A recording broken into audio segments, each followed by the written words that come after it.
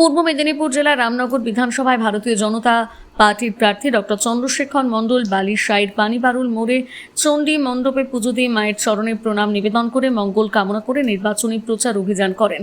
পুজো নিবেদন এবং জনসংযোগের পর তিনি বালিশাইয়ের বড় বাঙ্কুয়া বুথে জনসম্পর্ক কর্মসূচিতে অংশগ্রহণ করেন। এরপর এই বালিশাই গ্রাম পঞ্চায়েতের নায়নডিহা পশ্চিম এবং পশ্চিম করঞ্জি বুথে জনসংযোগ কর্মসূচির মধ্য দিয়ে আমজনতার সঙ্গে মিলিত হন। জনসাধারণের উদ্দেশ্যে আসন্ন বিধানসভা নির্বাচনে পদ্মফুল চিহ্নে ভোট দিয়ে তৃণমূল কংগ্রেসের অপশাসনের অবসান ঘটিয়ে পশ্চিমবঙ্গে ভারতীয় জনতা পার্টির সুশাসন প্রতিষ্ঠার আহ্বান জানান।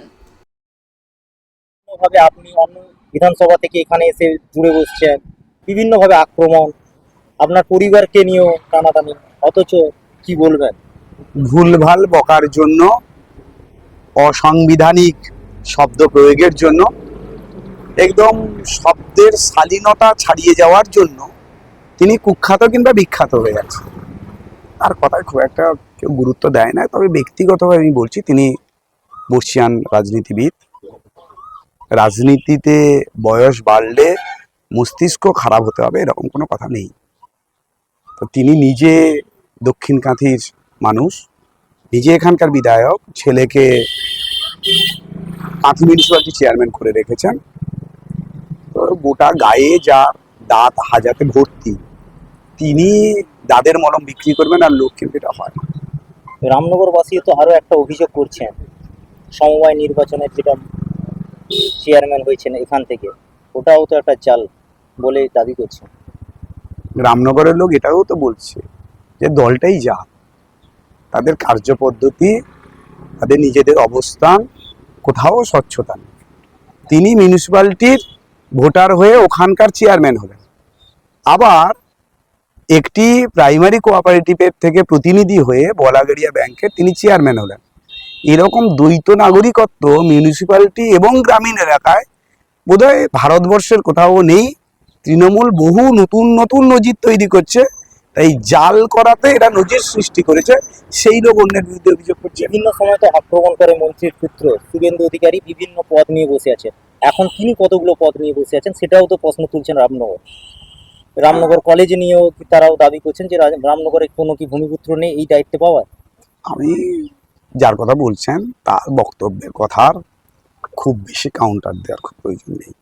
আর তিনি বলছেন যার বিরুদ্ধে, আগে নিজের উচ্চতাটা অবস্থান দেখে অন্যের বিরুদ্ধে বলা উচিত। যার সাধারণ এই বোধটুকু নেই তার কথার কি কাউন্টার হতে পারে? মুখ্যমন্ত্রী অনেক প্রতিশ্রুতি দিচ্ছেন, এবারে বিধানসভায় জিতলে অনেক কিছু হবে, এরকম একটা চার্জশিট রামনগর থেকে বিভিন্ন বিধানসভায় প্রচার করছেন। অথচ 2021 সালে ঘোষণা করেছিলেন ডবল ডবল চাকরি হবে, ডবল ডবল শিল্প হবে, সব কিছু ডবল হবে। সেটা কি যুব সমাজের হাতে তুলে দিয়েছেন? খুব বেশি দূর যেতে হবে না, 2024-এই ঘোষণা করেছিলেন সমুদ্র সাথী। যারা সমুদ্রে মাছ ধরতে যান ব্যান পিরিয়ডে, তাদের জন্য ভাতার কথা বলেছিলেন।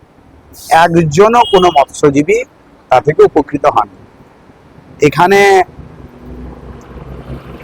তাজপুর সমুদ্র বন্দর নিয়ে রামনগরের মানুষকে ঘোল খাইয়ে ছেড়েছে। তিনি নিজেও জানেন তার দ্বারা তাজপুর সমুদ্র বন্দর তৈরি সম্ভব নয়। মাত্র 9.2 কিলোমিটার দূরত্ব দীঘা থেকে জলেশ্বর।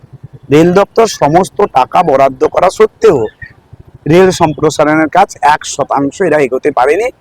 নাই হাজারো অভিযোগ যা বলেছেন মানুষ অন্ততপক্ষে বিশ্বাস করেছে।